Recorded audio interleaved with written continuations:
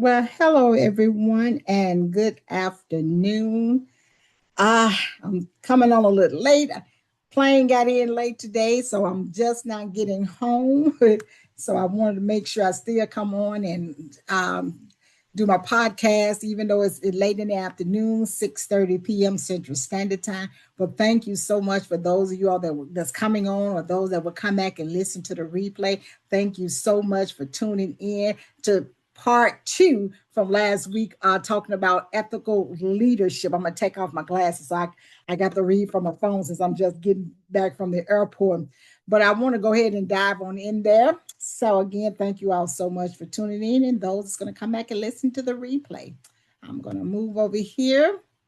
All right.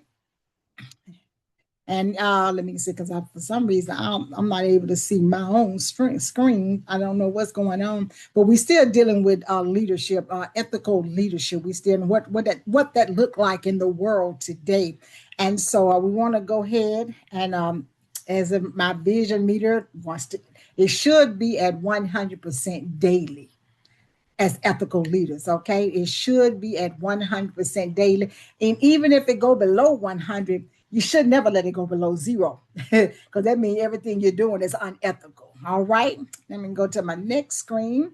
And those that know me and those that don't know me, I am Dr. CJ Lee. I am the CEO and the founder of Wisdom Leadership Global Academy Corp. And as I state always, I am passionate about leadership. I'm an author. I published my first book in 2014, How to Be an Effective Teacher in the Public School System God's Way. Is what teaching is, a ministry, just like leadership. That's almost as a ministry. It's leading people. Leading people. And I also put the link to Amazon, and you can where they sell books at, you can buy that, purchase the book. And so if you know anybody, any teachers, and I was told that it's not just for teachers, it's anybody that really want to, be effective in any ministry, any area, any seven of the seven spheres of influence. If you want to learn how to be effective, what things you have to do. So this book was given to me by the Holy Spirit when I was a substitute teacher. And I also hold a doctor's degree in educational leadership professional practice from Trevecca Nazarene University right here in Nashville, Tennessee. And I also put a snippet of our mission statement, but I always jump down to that last sentence: equipping and empowering the next generation of emerging global effective for the market leaders for the marketplace is our assignment. And I said, I'm sorry, last week that I've been saying I want to make sure I put those two names, influential and global. Still hadn't did it yet, but I will put it in there. So, all right. And then I also included our website. Please stop by and review and let us know what you think. And I also included our email. You can email us at any time. We try to respond back within 24 to 48 hours. All right, let me see what's my next screen here. Okay, before I go there, I'm just going to read a few of my talking notes. All right, this, I don't have this on the screen, but this is something from when I did my research, I was writing down. I said, for those of you beginning your leadership journey, this particular lesson here. This is your blueprint. For those of us who have been leading for decades, this is our reality check. Okay, let me read those talking points. Let me read that again. For those of you beginning your leadership journey, this is your blueprint. For those of us who have been leading for decades, this is our reality check. All right. And I want to talk about the culture, the lead culture. Okay. An organization culture will never outrise the ethics of its leader. Never, never. The ethics of its leader. An organization, like say, for instance, your provocation. Many leaders try to fix toxic culture by changing process. Can't do that. But culture is a mirror, not a manual. It's not a manual. It's a mirror. It's what we look. It's looking back at us as the leaders. Listen, if we as leaders cut corners, our team build a highway through them. We shouldn't be cutting corners. We should not be cutting corners. Ethical leadership isn't about enforcing rules. It's about recognizing that our personal character is the ultimate boundary of our organizational potential. Character matters, you all. Our character matters. Then I also said, I got 4 points here, but I want to talk about trust also as trust. That's at every level. Okay, so it starts at home, and then it comes to the office. Trust as the ultimate currency in a hyper connected world. Compliance is cheap. Let me read that again. In a hyper connected world, compliance is cheap. But listen to catch this. But trust is priceless. But trust is priceless. I'm going to say it a third time. But trust is priceless. I'm trying to blow it on up so I can see. I can't look. I'm trying to work it on my computer, my iPhone here. We live in an era of unprecedented transparency. That is so true. Where secrets have, I'm talking about a shelf life of 0. Leading purely by legal compliance is just avoiding getting caught. I ain't trying to get caught doing nothing but the right thing. That's all I want to do. It's the right thing. I never understood why it's so hard to do the right thing. But hey, some people learn the hard way. I don't want to go that route. True ethical leadership shifts the focus from, listen to this, what can we get away with? That ain't me. And I hope it ain't none of you all. Then, or what are we willing to stand for? I'm willing to stand for what's right. I'm willing to stand for what's right. I don't mind fighting for what's right. But illegal stuff, And what I can get away with, that's not me. That's not true leadership. When trust is broken, recovery isn't a PR strategy. It's rebuilding from the foundation. Start all over. I ain't got time to be started all over. Do the right thing where you don't have to start all over. Then when you start all over, you got to start from scratch wherever you got to get new people because those that you were leading don't trust you anymore. They either left the company or started their own company. We don't want that. Listen. Number 3, I'm talking about points. The power of micro choices. Integrity isn't defined by the grand crisis we prepare for, but they are small compromises we permit. I ain't compromising with nobody. They say there's good compromise and there's bad compromise. If the good compromise is legal and it's ethical, okay. I don't mind, step back. Okay, yeah, we can do it this way. I know we've been doing it this way, but this is how I want to do it. But you know what? I'm going to try you with. That's okay. It's good to do that. It's all right to do that. Major corps and political downfalls rarely happen overnight. They are the results of 1,000 tiny, justified ethical concessions. True ethical leaders shift the focus from what can we get away with or what can we do.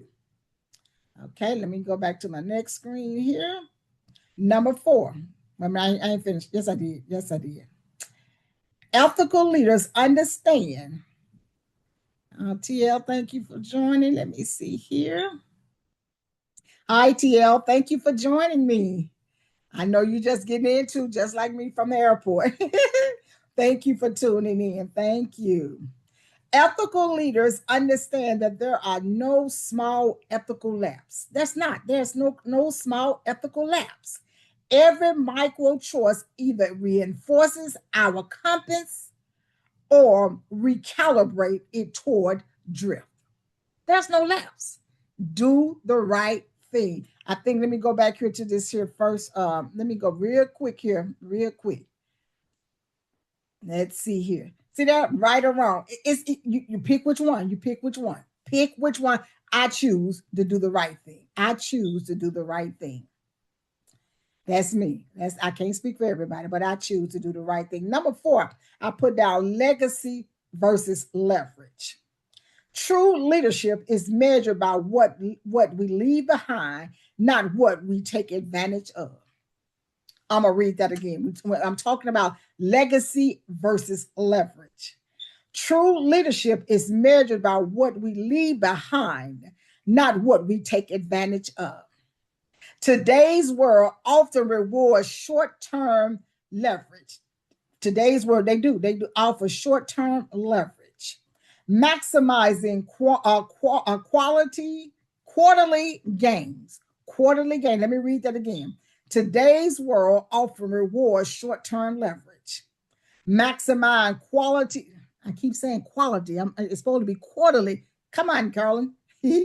Okay, measuring quarterly gains, winning the intermediate news cycle, or exploiting loopholes. That's unethical. That's unethical. Ethical leadership intentionally chooses legacy over leverage. I'm going to read that again. Ethical leadership intentionally chooses legacy over leverage. It asks the uncomfortable question. Listen to this question. If everyone follow my example, listen closely. I'm gonna take my time in reading this question. If everyone follow my example, you need to be asking yourself as the leader, would the world be sustainable or would it collapse? Now, me being an ethical leader, it will be sustainable. I can't speak for everybody else. Tia, what about yourself as a leader? Okay, I don't know if your mic is off. Oh, sorry. It would be sustainable. Amen. Thank you.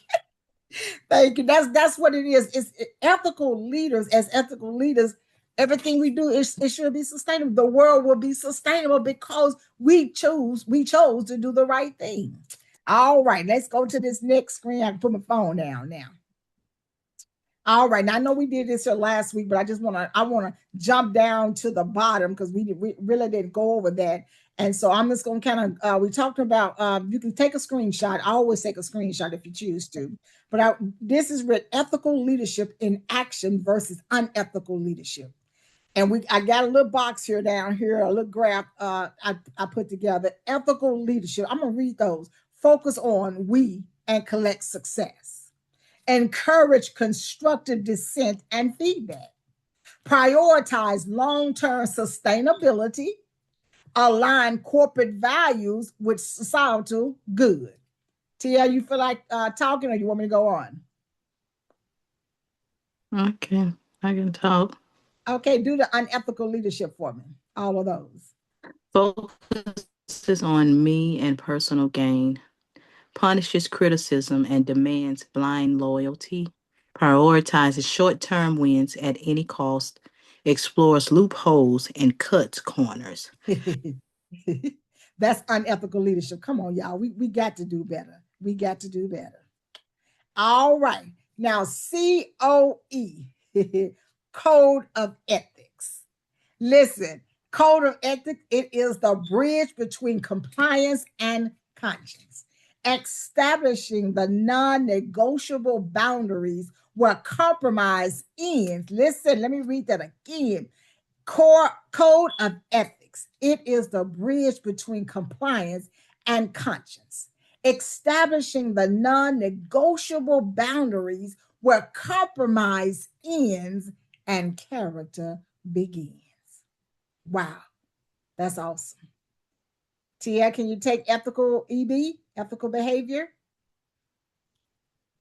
If a code of ethics is the map, ethical behavior is the actual walk. It is the daily measurable practice of doing what is right rather than what is easy or profitable. I'd rather do everybody want to profit. Everybody want to profit. Want profit. Everybody want that.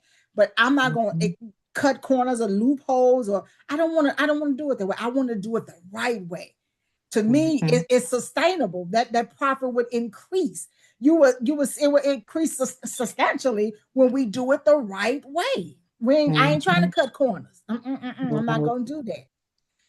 I got EP, ethical principle. If ethical behavior is the walk and the code of ethics is the map, ethical principles are the gravity, the underlying immutable forces that dictate the entire landscape of humanity morality. Hmm. Hmm. That's good stuff there, y'all. That's some good stuff. Make sure y'all screenshot that. All right. This look. We look. Be ethical. Be honest. Don't lie. Mhm. I didn't want to put nothing else to that. That right there stands alone by itself. Be ethical. Be honest. Don't lie. It ain't worth it. It is not worth it. It is not worth it. Tell the truth. Tell the truth. Whole Mhm. truth, nothing but the truth. All right. My next screen. Okay. Let's see here. Okay. Now, for some reason, I don't know why I can't see my stuff here. Let's see. Uh-oh. Hold on. Hold on. Let's see what's going on here. Why I can't. Okay. Let's see here. Okay. Okay, let me see. Can I know Tia, can you read that first sentence? We are taught that leadership is about strategy, speed, and scale. Okay. And I can read the next line. We are Mhm. told to move fast and break things. Listen to that now. We are told to move fast and break things. Listen to that good now. I'm going to read that one more time. We are told to move fast and break things. Listen, but no one tells us what happened when the thing we break is public trust.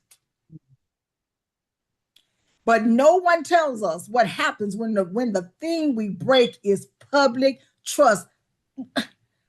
When we break the trust of the public, when we break the trust of our stakeholders, when we break the trust of our employees, come on. What's next? Collapse. Mm. In a world obsessed with short term wins, ethical leadership isn't a restricted legal boundary, it is our only long term armor. Mm. Listen, and Tia, you can think on this one too, and then those that come back and listen to the replay, this question here.